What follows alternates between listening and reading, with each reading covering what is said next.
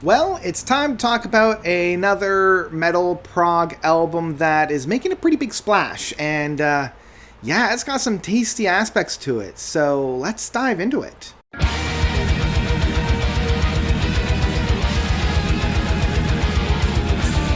It all begins with Loneliness by the Anchoret. I believe that's how you pronounce it.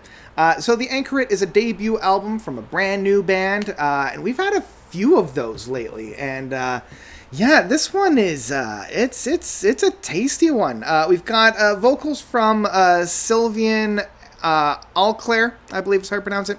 Drums by James Christopher Knoll, or maybe it's Knoll. Keyboards and synthesizers by the Tangents, Andy Tillison.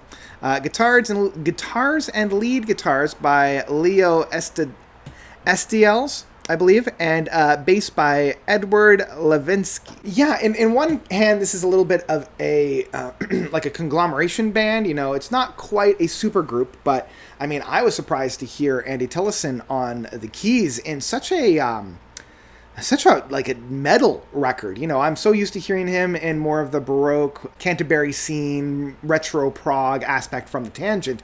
Hearing him in more of like a mid 2000s, early 2010s style progressive metal record was it was interesting. And this album, much like some of the other debut albums that I've heard from other bands, take influences from that style of like when progressive rock was really transitioning more into a progressive metal.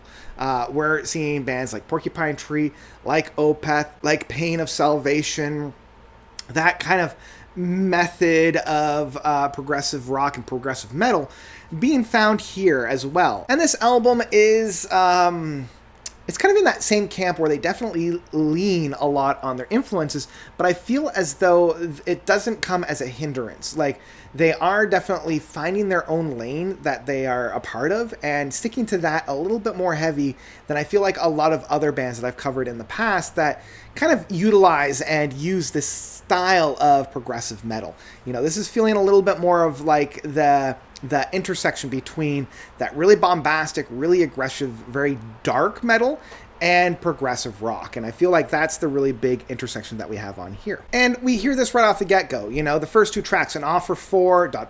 and A Dead Man, really does set the stage for the album and what we're going to expect. It's a lot more bombastic. It's a lot more abrasive than we've heard, especially within the progressive metal side of things. You know, it kind of has that aggressive kind of styles that Pain of Salvation tends to go for. We're hearing a little bit more of like that kind of like aggressive Opeth style as well. But one of the things that I think really sets this aside, like apart from a lot of those other bands is the orchestration that we have on here. Even though there's a lot of like really dark and menacing moments on here, there's those nooks and crannies that have that little glimmer of light. And a lot of that is due to Andy Tillison's atmosphere that he's bringing to the table with the synths and the keyboards on there. But it's also a lot to do with that singing guitar. You know, that really high flowing guitar. Like, even though there's a lot of chugging going on here, he does take a moment and a number of times to really kind of take center stage and really provide like almost like a David Gilmour or a Heavenly type of guitar work instead of just, you know, that drudge kind of guitar that we've had quite a bit within the metal scene. But man, I gotta give it to Andy, especially within the third track of Until the Sun Illuminates, like that midpoint where he just has this almost like this Dreamweaver aspect on the keyboards there. You know, it's 1,000 notes a minute, but it never feels like out of control. It always feels very in control, and it fits so well on here. I want to hear Andy do a lot more of this. You know, like this is where I want to hear Andy really provide some oomph there. But honestly, it's the midpoint of this record. You know, the just over 15 minutes of Someone Listening and Forsaken that really opens up this album. These longer stretches of music allow the band to really stretch their legs and really find all those nooks and crannies within some of the more intimate moments.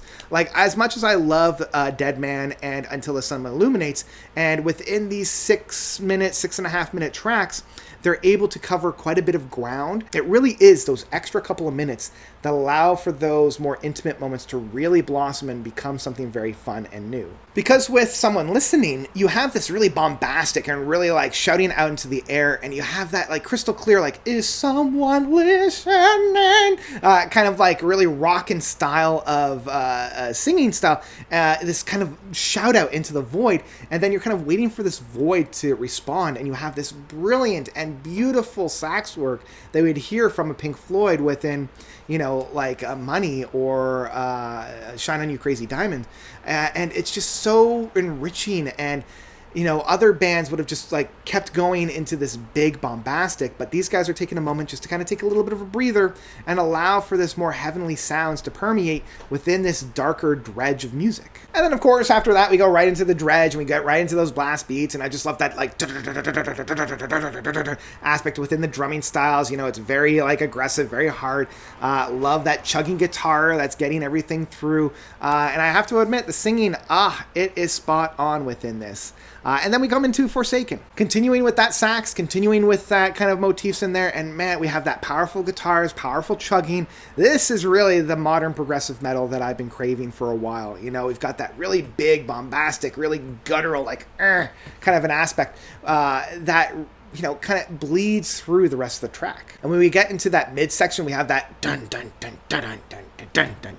It's got that head bopping moments. It's got that really like kind of like dirge to it. It's hypnotic, you know, you feel infectious by it. And of course, as any good progressive metal track, it all comes together by the end, and all the individual small parts that made up the track up to that point come together and provides a brilliant crescendo by the end.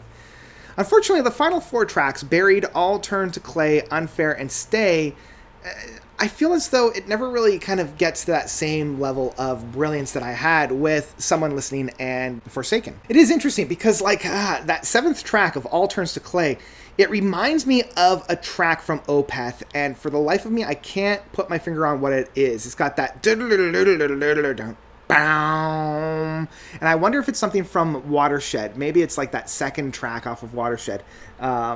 But yeah, it just has that kind of essence about it. It's aggressive, it's right in your face, and I should love this record, I should love this track, but there's just, I don't know, there's something about it that's just, it's limiting my enjoyment for it, and I can't quite say why. Unafraid, the 8th track, kind of continues this. Love Andy's keyboard work on this. It's got that drive, it's got that rhythm I friggin' love. And the album ends with Stay, which is a good kind of summarization of what we've had. You know, there's a lot of synths on there, a lot of that Mellotron sounds, and it just kind of like brings the album to a close. So in the end, the Anchoret was a really good treat. Like, this is a fantastic debut album. I really can't wait to hear what the album, like what the band has in store next. This definitely whetted my appetite, and it whetted my excitement for the band.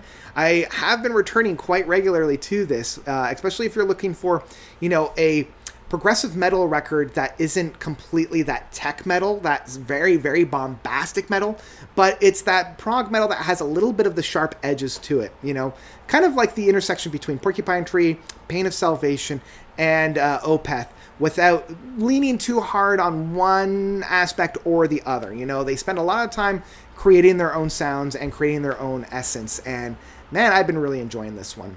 I will say, in the end, It All Began with Loneliness by the Anchoret is one that I would absolutely pick up in physical format.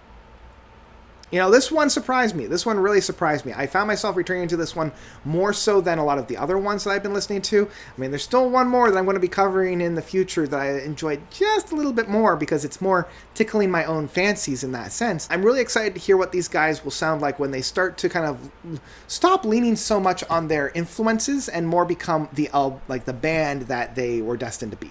So, yeah, this gets the note seal of approval. I think that you guys would really enjoy it if you like that more aggressive style, the more sharp style of progressive metal, without it being the tech metal, without it being the genty metal, without it being the kind of the status quo of the like extreme metal. This is more of that late 2000s, early 2010s metal that was really kind of sweeping the landscape at that time. So, yeah, I think it's a great introduction to the band, and I can't wait to hear what they have next. So, that's it for me for It All Began With Loneliness from the Anchoret. What did you guys think about this album? Did you love it? Did you hate it? Whatever you thought, please let me know by commenting down below. And I think that's all I've got for you guys today. So thank you all so much for watching. As always, you guys are definitely the best. And until next time, notes out.